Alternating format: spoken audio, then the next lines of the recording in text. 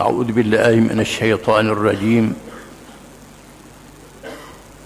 وإذ أخذنا ميثاقكم لا تسفكون دماءكم ولا تخرجون أنفسكم من دياركم ثم أقررتم وأنتم تشهدون ثم أنتم هؤلاء تقتلون أنفسكم وتخرجون فريقا منكم من ديارهم تظاهرون عليهم بالإثم والعدوان وإن يأتوكم أسارى تفادوهم وهو محرم عليكم إخراجهم أفتؤمنون ببعض الكتاب وتكفرون ببعض فما جزاء من يفعل ذلك منكم إلا خزي في الحياة الدنيا ويوم القيامة يردون إلى أشد العذاب وما الله بغافل عما تعملون أولئك الذين اشتروا الحياة الدنيا بالآخرة فلا يخفف عنهم العذاب ولا هم ينصرون.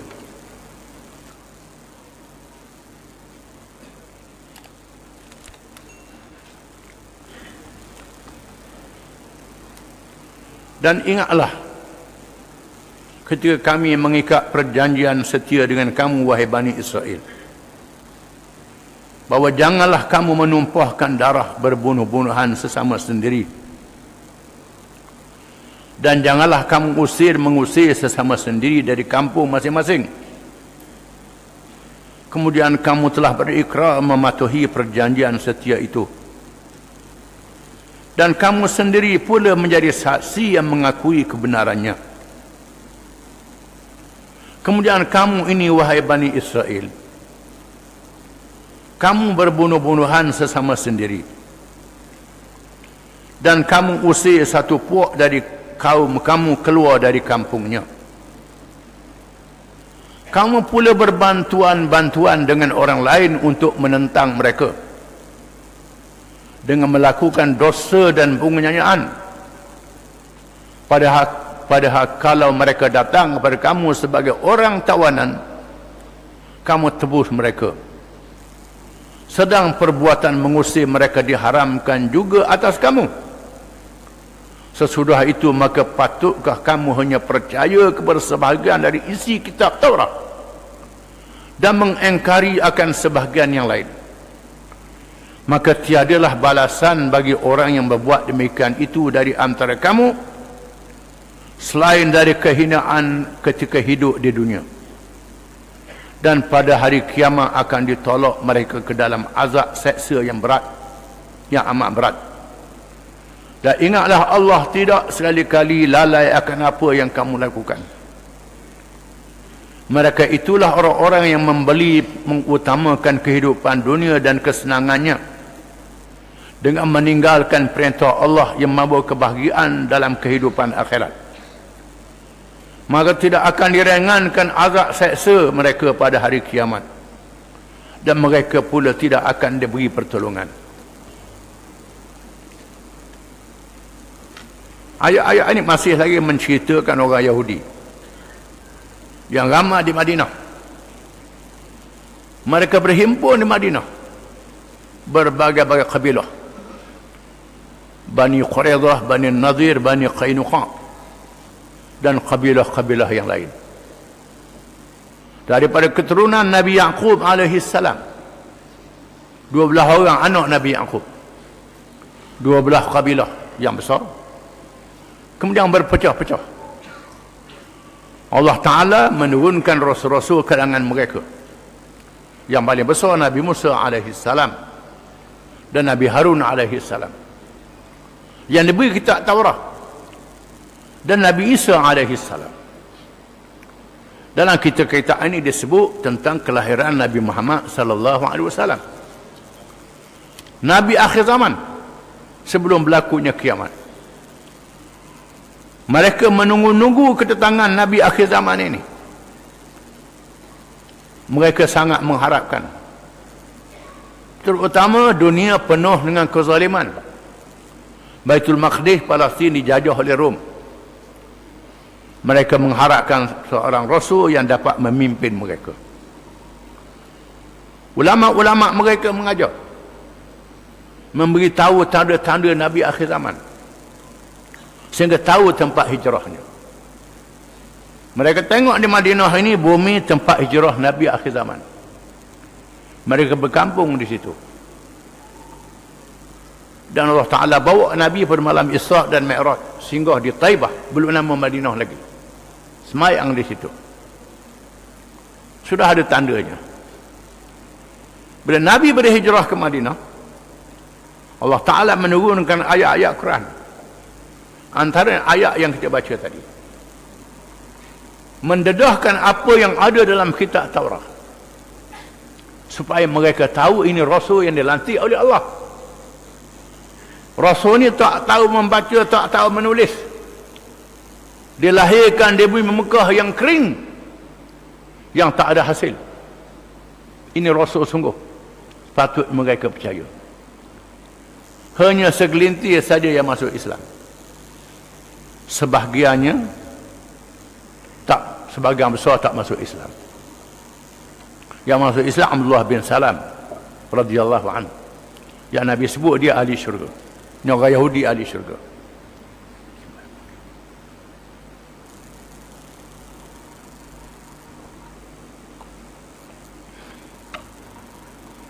Allah menurunkan surah-surah Madaniyah, surah yang diturunkan di Madinah, menceritakan persamaan yang ada dalam kitab Taurat, dengan harapan mereka masuk Islam. Antaranya yang kita baca 2 minggu lepas, tentang mengabdikan diri kepada Allah, taat pada 2 ibu bapa, kaum keluarga, menjaga anak yatim dan orang miskin, berbuat baik pada manusia, mendirikan sembahyang, menunaikan zakat. Ini semua hukum-hukum yang ada dalam kitab Taurat. Ayat yang kita baca hari ini berkait dengan penyelewengan orang Yahudi, tak ikut kitab mereka. Bila mereka pergi di Madinah, bergaul dengan orang Madinah. Di Madinah ada 2 kaum yang besar, Aus dan Khazraj. Aus dan Khazraj ini berperang antara satu sama lain. Orang-orang Yahudi bergabung. Sebahagian kabilah bergabung dengan Aus, sebahagiannya bergabung dengan Khazraj. Bergabung. Bila 2 kabilah ni berperang, dia berperang juga. Termasuklah berperang sama-sama Yahudi. Orang Yahudi ini beriman kepada Allah, beriman pada Rasulnya Nabi Musa, Nabi Harun, Rasul-Rasul yang lain, beriman pada kitab Taurat, percaya pada kitab Taurat, di mana Allah Ta'ala mengharamkan mereka membunuh sesama agama mereka. Tiba-tiba mereka berbunuh antara satu sama lain. Allah Ta'ala dedahkan, wa idh akhadna mitsaqakum la tasfikuna dima'akum wa la tukhrijuna anfusakum min diyarikum thumma aqrartum wa antum tashhadun. Dan ingatlah wahai Bani Israel, kamu telah mengadakan perjanjian dengan Allah, tidak boleh menumpahkan darah sesama kamu, tidak boleh menghalau antara satu sama lain dari rumah dan kampung halaman, rampah rumah bila kalah perang. Kamu berikrar dengan janji ini, dalam kitab Taurat disebut. Kamu menyaksikan, summa antum haula'i taqtuluna anfusakum, kemudian kamu membunuh sesama kamu. Atukhrijuna fariqan minkum min diyarihim, halau dari rumah, rapah rumah dan alat-alat rumah bila kalah perang sesama agama kamu. Kamu melakukan dosa dan berperang. Tazaharuna alaihim bil ismil udwan wa in ya'tukum usara tufaduhum wa muharramun alaikum ikhrajuhum. Bila ada yang ditawan, kamu tebuh pula tawan ni, terima duit tebusan tawanan perang. padahal sama-sama saudara kamu, kitab yang sama, rasul yang sama. Wa huwa muharramun alaikum ikhrajuhum, padahal diharamkan kepada kamu menghalau mereka. Allah Ta'ala haramkan, disebut dalam kitab Taurat. Kamu bangga sangat mu ni orang Islam, beriman pada Allah, ikut Nabi Musa. Daripada Islam ubah nama Yahudi, agama Yahudi agama betul, beriman pada Allah. Apa tu'minuna bi ba'dil kitab wa takfuruna bi ba'd? Adakah kamu beriman dengan separuh kitab, kamu kufur dengan separuh yang lain? Kamu beriman dengan Allah, percaya pada Allah, tak makan babi, tak minum arak, ada dalam kitab kamu. Kamu semayang, tapi membunuh yang diharamkan oleh Allah. Kamu bunuh sama-sama kamu. Tebuh tawanan perang pula, terima duit pula, diharamkan. Adakah kamu beriman dengan separuh kitab Taurat, kamu kufur dengan separuh yang lain? Bak semayang ikut Taurat, bak puasa ikut Taurat, nikah kahwin ikut Taurat, makan minum ikut Taurat. Tapi bab hukum hakam yang berkait dengan peperangan, dengan muamalat, mu tak ikut kitab Taurat. Adakah beriman dengan separuh kitab, kufur dengan separuh yang lain? Tuhan tanya. Padahal kena beriman dengan semua kitab. Kitab Allah belaka. Fama jazaa'u man yaf'alu dhalika minkum illa khizyun fil hayatid dunya. Maka tidak ada balasan bagi mereka yang melakukan demikian. Percaya separuh kitab, kufur dengan separuh yang lain ni, malaikat kehinaan, kerugian hidup di dunia. Wa yaumal qiyamati yuradduna ila asyaddil adab. Di hari kiamat dicampur dalam azab neraka yang sangat pedih. Wa mallahu bighafilin amma ya'malun, dan Allah tidak lalai buat apa yang kamu kerjakan. Ini hak orang Yahudi. Apa tujuan Allah Ta'ala turun pada kita ayat-ayat ni? Cerita orang Yahudi, bukan untuk Yahudi saja, termasuk untuk kita. Ulama tafsir mengatakan al-ibratu bi'umumil lafzi la bi khususis sabab. Iktibar pengejaran diambil berlafaz yang umum, bukan sebab turun ayat itu sahaja.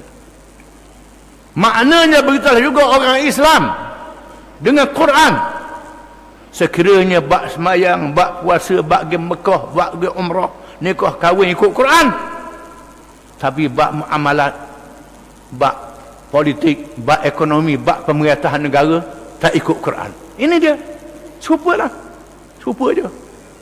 Hukum hudud tak ikut Quran. Bak jual beli, aku jual lah, aku terima lah, lepas tu kena awal riba. Jual beli ikut Islam, riba tak ikut Islam. Ini dia. Nikah kahwin ikut Islam. Undang-undang muamalat, undang-undang jenayah, undang-undang antarabangsa, politik, ekonomi dan lain-lain tak ikut Islam. Semua ada dalam Quran belaka. Kalau Tuhan kata ke orang Yahudi, wahai orang Yahudi, adakah kamu beriman dengan separuh kitab, kufur dengan separuh lain? Maka orang Islam begitulah juga. Sekiranya beriman dengan separuh kitab, kufur dengan separuh yang lain. Tuhan kata pasal apa jadi begitu? Ulaika alladhina ishtarawul hayatad dunya bil akhirah. Mereka itulah orang-orang yang membeli kehidupan dunia dengan akhirat. Beli dunia, bayar dengan akhirat. Beli dunia, bayar dengan akhirat. Dunia ni berapa harga sangat? Akhirat selama-lamanya. Tapi dunia nampak cokoh, akhirat tak nampak lagi. Gomo pitih dulu. Hak dunia dulu, akhirat tak nampak lagi. Ini dia. Sanggup tukar dunia dengan akhirat. Inilah orang yang beriman dengan separuh kitab, tak beriman dengan separuh yang lain. Fala yukhaffafu anhumul adab wala hum yunsarun. Maka tidak diringankan azab terhadap mereka, dan mereka tidak diberi pertolongan oleh Allah Subhanahu Wa Taala. Itu cerita orang Yahudi, kecuali dia masuk Islam. Itu juga cerita orang Islam, kecuali dia bertaubat, balik kepada perintah Allah. Wallahu a'lam.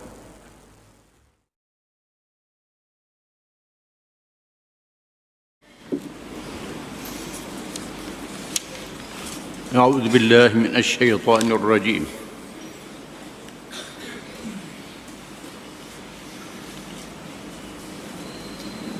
Bismillahirrahmanirrahim.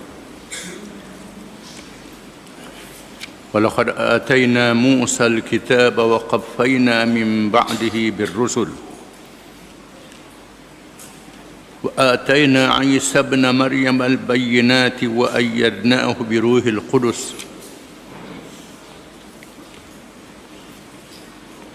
أَفَكُلَّمَا جَاءَكُمْ رَسُولٌ بِمَا لَا تَهْوَى أَنفُسُكُمُ اسْتَكْبَرْتُمْ فَفَرِيقًا كَذَّبْتُمْ وَفَرِيقًا تَقْتُلُونَ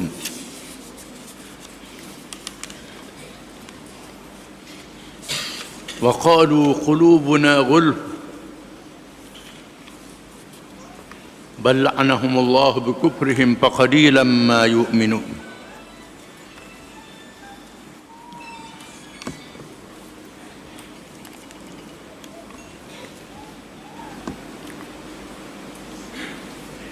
Maksudnya,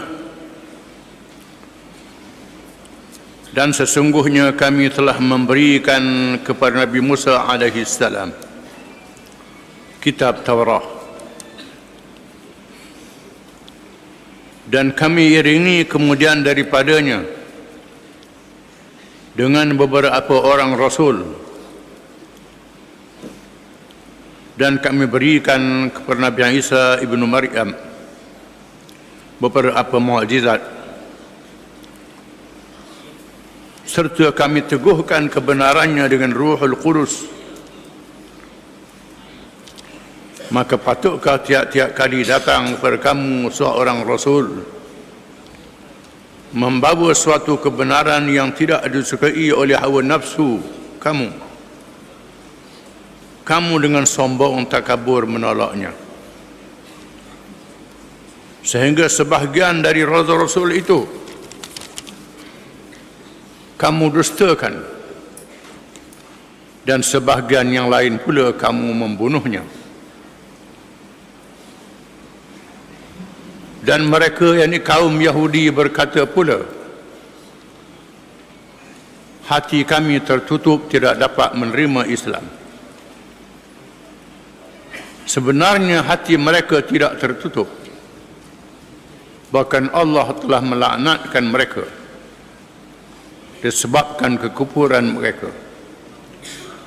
Oleh itu sedikit benar mereka yang beriman.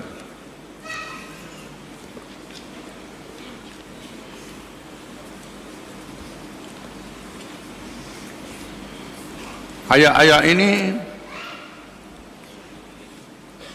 menyatakan kekufuran, kejahatan dan keingkaran kaum Bani Israel. Mereka tidak bersyukur nikmat yang diberi oleh Allah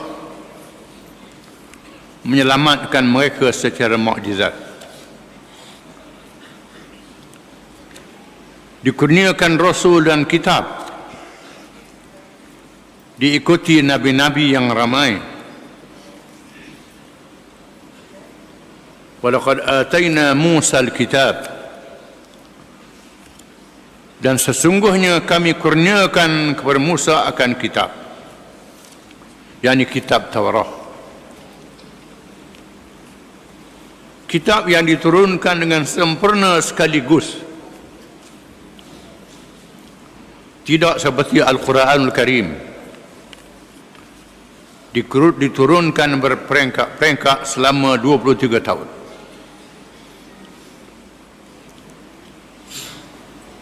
Allah menurunkan kepada mereka kitab yang sempurna dalam masa yang singkat, setelah mereka diselamatkan oleh Allah daripada kezaliman Fir'aun. Bila mereka diajak berjihad berjuang membebaskan tanah suci Palestin yang dibuka oleh Nabi Ibrahim alaihi salam, Abul Anbiya, bapa nabi-nabi. Apabila bumi Palestin diduduki oleh kaum Jabbarin yang dianggap besar dan gagah, mereka tidak kenal Allah macam tak kenal Allah yang menolong mereka. Mereka tidak mahu berjihad masuk ke Palestin. Bahkan ketika Nabi Musa alaihi salam menyampaikan kepada mereka kitab Allah, kitab yang menjadi petunjuk, inna anzalna at-taurata fiha hudan wa nur yahkumu biha an-nabiyyuna alladhina aslamu الذين هادوا والربانيون والأحبار بما استحفظوا من كتاب الله وكانوا عليه شهداء. Sesungguhnya kami telah turunkan akan kitab Taurat, di dalamnya petunjuk dan cahaya, berhukum dengannya oleh nabi-nabi yang Islam. Islam adalah agama nabi-nabi alaihi wassalatu wassalam. Mereka yang diberi petunjuk dan rabbaniyun, orang-orang yang dekat dengan Tuhan, wal ahbar, dan para ulama, dengan apa yang mereka pelihara daripada kitab Allah, dan mereka menjadi saksi benarnya apa yang ada dalam kitab Allah. Itulah dia Nabi Musa alaihi salam dan kitab Taurat. Wa qaffayna min ba'dihi bir-rusul, dan kami ikuti selepas Nabi Musa rasul-rasul yang ramai. Setelah diwafatkan Musa dan Harun alaihi wassalam, Allah melantik Yusha' bin Nun memimpin Bani Israel masuk ke Palestin. Palestin dibebaskan, dipimpin oleh Yusha' bin Nun alaihi salam. Kemudian diutuskan rasul-rasul yang silih berganti. Wa atayna Isa bin Maryam, dan kami kurniakan Isa bin Maryam, yaitulah Nabi Isa bin Maryam alaihi wassalam, Nabi yang akhir di kalangan Bani Israel, diutus oleh Allah dengan kun fayakun, jadi maka jadilah. Isa dilahirkan daripada ibu yang salihah, yang taat kepada Allah, dilahirkan dengan tidak ada bapa, untuk menguji Bani Israel. Dilahirkan Isa bin Maryam, dan kami kurnia kepada Isa bin Maryam itu al-bayyinat, keterangan, mukjizat yang banyak, sehingga bercakap ketika masih bayi, dihibur oleh ibunya. Nabi Isa bercakap dengan lidah yang fasih untuk menyatakan ia adalah Nabi, Rasul yang diutuskan oleh Allah. Dikurniakan mukjizat menghidupkan orang yang sudah mati,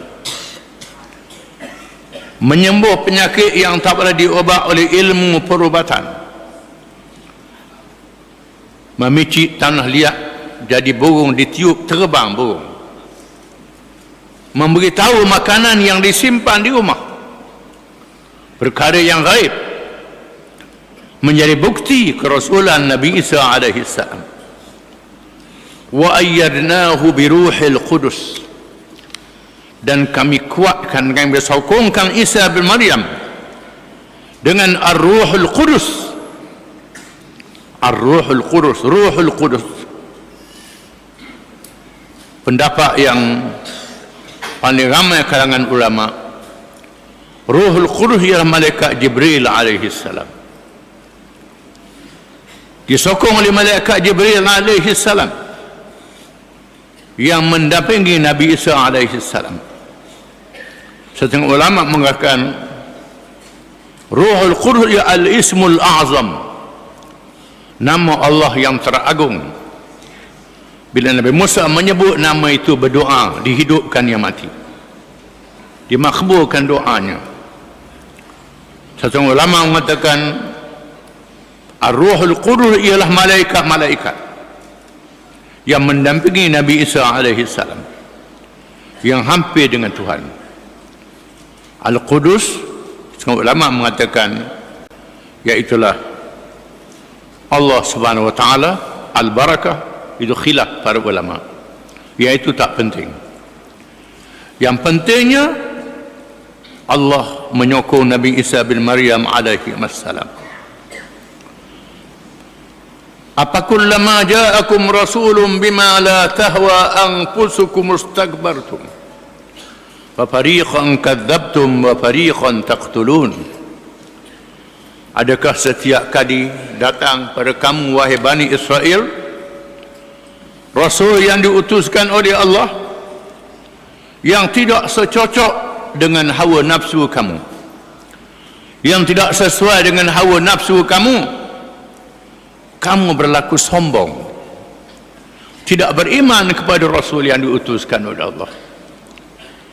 Padahal rasul ini yang benar, amanah, yang berani menyatakan yang benar, yang sangat bijak, yang disaksi dan dilihat oleh mereka di hadapan mata mereka. Walaupun demikian, fa fariqan kadzabtun, sebagian rasul itu kamu bohonginya, kamu kata rasul itu bohong, padahal rasul itu orang yang benar, yang baik, yang mulia akhlaknya. Kamu sombong wahai Bani Israel. Sebahagian rasul itu kamu bohongi, kamu dustakan, kamu tuduh dia sebagai ahli sihir dan sebagainya. Wa fariqan taqtulun, dan sebahagian lagi kamu bunuh rasul itu. Ada rasul yang dibunuh oleh Bani Israel. Bukan saja mereka membunuh para ulama yang saleh, yang baik, mereka membunuh rasul-rasul alaihi wassalatu wassalam. Bahkan termasuk Nabi Muhammad sallallahu alaihi wasallam diracun oleh Yahudi. Disebut di dalam riwayat yang sahih, Nabi sakit membawa wafat kesan daripada racun itu melalui perempuan Yahudi yang menghadiahkan daging kibas bir-biri yang dipanggang, kerana Allah menghalalkan orang Islam memakan sembelihan orang Yahudi. Ini dengan nas Quran. Mazhab mana? Semua mazhab kan disebut dalam Quran. Kita dah ngaji tak kerti, berasa pelik. Ini dia. Ada orang yang bila saya sebut tu tengang dia macam mana boleh sembelih, boleh makan sembelih Yahudi. Quran menyebut boleh makan sembelih orang Yahudi untuk menyatakan mereka adalah ahli kitab. Walaupun begitu mereka tak masuk Islam. Mereka tak masuk Islam. Mereka sanggup meracun Nabi SAW. Ketika pergi Khaybar, seorang perempuan Yahudi menghidang daging yang dipanggang, seolah-olah meraihkan Nabi, pada meracunkan Nabi. Lalu Nabi gigit, kemudian Nabi lepas balik. Lalu Nabi kata racun dalam daging ini. Dipanggil perempuan Yahudi itu, mengapa mau buat racun? Dia kata, kalau kamu bukan seorang rasul, seorang raja, kami bebas. Kalau kamu seorang nabi diberitahu oleh Allah dan Allah memberitahu ada racun. Tetapi racun itu termasuk juga dalam jasad Nabi SAW, menyebabkan wafat. Sakit membawa wafat. Ini mereka sanggup membunuh nabi-nabi yang diutuskan oleh Allah. Ulama kecil pada nabi, nabi-nabi dibunuhnya. Nabi Zakaria dibelah dengan gergaji, Nabi Yahya disembelihnya Nabi, dipancung kepala. Ada lagi nabi-nabi yang lain yang dibunuh oleh Bani Israel. Ini kejahatan mereka. Wa qalu qulubuna ghulfun bal anallahu bikufrihim faqalilan ma yu'minun. Dan mereka berkata hati kami dibalut, ditutup dengan makna mereka tak faham, bahkan mereka buat tak faham. Semua ulama mengatakan mereka menunjukkan kesombongan mereka kerana hati mereka penuh dengan ilmu yang banyak, tak perlu lagi pada Quran, tak mustahak lagi pada petunjuk yang dibawa oleh nabi-nabi. Kami dah cerdik, kami dah bijak. Ini anggapan mereka. Oleh kerana itulah mereka dianggap al-maghdubi alaihim, yang diberkahi oleh Allah, ghairil maghdubi alaihim, iaitulah orang-orang Yahudi. Mereka yang ada ilmu, yang ada kitab, yang ada pengetahuan, tetapi tidak menerima hidayah, tak layak mendapat hidayah. Bahkan dikatakan bahawa orang-orang musyrikin yang menyembah berhala yang tidak ada kitab lebih ramai masuk Islam daripada golongan ahli kitab. Bahkan dalam kerja dakwah Nabi SAW dan dakwah orang Islam yang kemudian daripadanya, di mana penyembah berhala lebih banyak masuk Islam daripada puak-puak ahli kitab. Kerana puak-puak ahli kitab ni menganggap mereka cerdik sangat, mereka bijak sangat. Walaupun ayat ini berkait dengan orang Yahudi, ulama mengatakan al-ibratu bi umumil lafzi la bi khususis sabab. Pengajaran diambil daripada lafaz yang umum, bukan sebab yang khusus. Iktibarnya ialah mereka yang ada ilmu, yang ada pengetahuan, yang alim, yang tahu kitab, tak dapat hidayah. Sebabnya kerana sombong, kerana takabur, kerana berasa cerdik sangat, bijak sangat, cerdik pada orang lain. Jaga-jaga bila sombong, rasa cerdik pada orang lain, tak dapat hidayah. Macam iblis. Tengok syurga, tengok neraka, boleh bercakap dengan Allah Ta'ala di alam langit, duduk di alam langit, melihat rahsia langit, tetapi aba wastakbara, enggan dan sombong. Allah Ta'ala suruh sujud pada Adam, tak sujud kerana sombong. Maka iblis tak dapat hidayah. Begitulah golongan ahli kitab, Yahudi dan Kristian, yang rasa cerdik, rasa bijak, sombong. Begitulah juga orang alim Islam, begitu juga orang pandai kalangan orang Islam, begitu juga. Kalau sombong, tak dapat hidayah daripada Allah. Di sini kita melihat bagaimana orang yang bersungguh mencari kebenaran, walaupun dia jahil, walaupun dia buta huruf, dia dapat hidayah. Walladzina jahadu fina lanahdiyannahum subulana wa innallaha lama'al muhsinin. Dan orang-orang yang bersungguh-sungguh pada jalan-jalan kami nak cari kebenaran, kami tunjukkan kepadanya jalan kami yang betul, yang benar. Allah bersama dengan orang yang baik. Di sini kita melihat mereka yang mengkaji dan mengaji dengan ikhlas kerana Allah Ta'ala, berdoa pada Allah Ta'ala, ihdinas siratal mustaqim, diberi hidayah. Mereka yang mengaji dengan sombong dan takabur, berasa cerdik, berasa bijak, walaupun ihdinas siratal mustaqim juga, tak dapat hidayah. Inilah bahayanya bila seorang itu sombong, macam golongan ahli kitab. Bal la'anahumullah bikufrihim faqalilan ma yu'minun. Bahkan laknat Allah dengan sebab kufur mereka, maka sedikit sahaja kalangan mereka yang beriman. Tak ramai kalangan mereka beriman. Di zaman Nabi SAW hanya Abdullah bin Salam, Mukhairid, Ka'ab bin Ahbar di zaman para sahabat, dan lain-lain, Ka'bul Ahbar dan lain-lain lagi, Wahab bin Munabbih. Ini adalah golongan ahli kitab yang beriman, yang menjadi ulama kalangan sahabat dan tabi'in. Tidak ramai. Yang ramanya bukan ahli kitab, kerana kebanyakan mereka sombong dan takabur. Itulah golongan ahli kitab. Tetapi agama Islam yang dibawa oleh Nabi Muhammad sallallahu alaihi wasallam dipelihara oleh Allah sehingga hari kiamat. Allah Ta'ala peliharakan Al-Quranul Karim, Allah Ta'ala peliharakan Islam ini. Inna nahnu nazzalna dzikra wa inna lahu lahafizun. Sesungguhnya kamilah yang menurunkan Al-Quran, peringatan, dan kamilah yang memeliharanya. Dipelihara oleh Allah Ta'ala.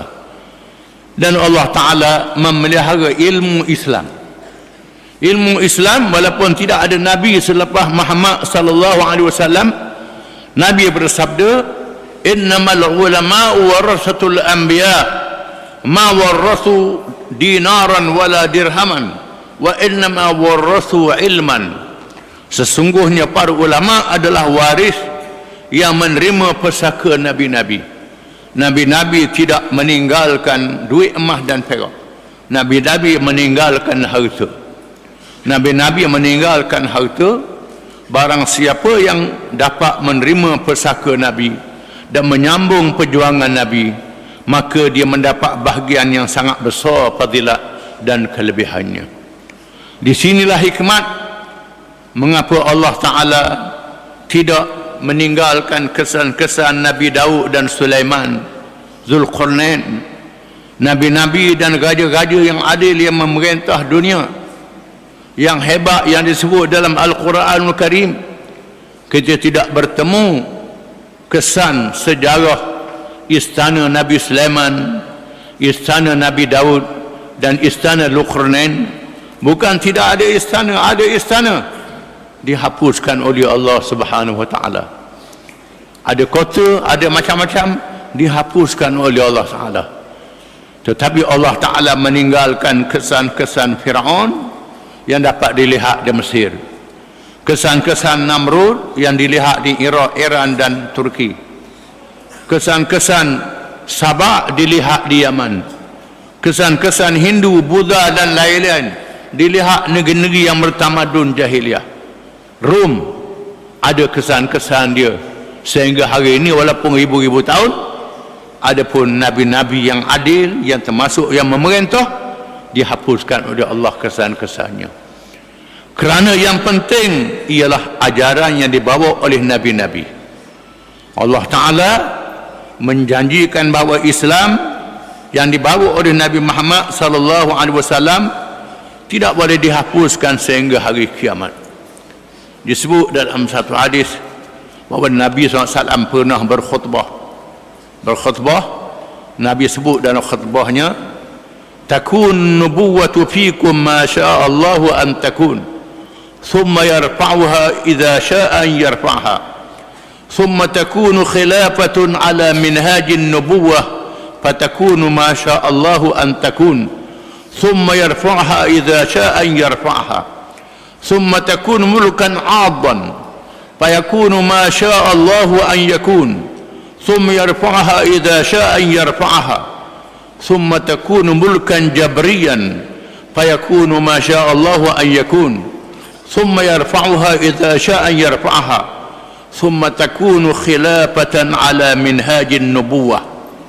Yang bermaksud berlakunya kenabian.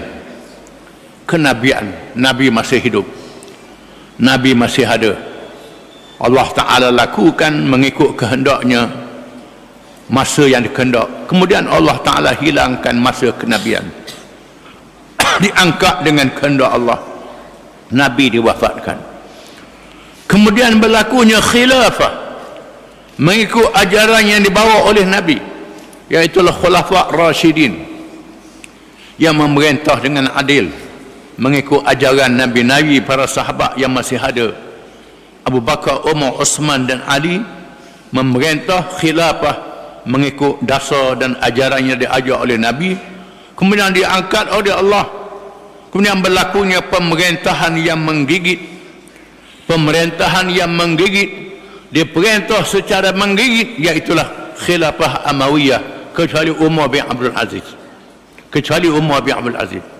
Khilafah Amawiyah memerintah dengan menggigit, berlakunya beberapa kezaliman. Kemudian Allah Ta'ala mengangkat mengikut kehendaknya. Kemudian berlakunya pemerintahan Jabariyah yang memaksa supaya orang jadi sesat, jadi menyeleweng, berlaku mengikut apa yang dikehendak oleh Allah, dan diangkat pemerintahan itu. Kemudian berlakunya khilafah mengikut ajaran Nabi di akhir zaman. Nabi menjanjikan akan berlaku pemerintahan khilafah di akhir zaman.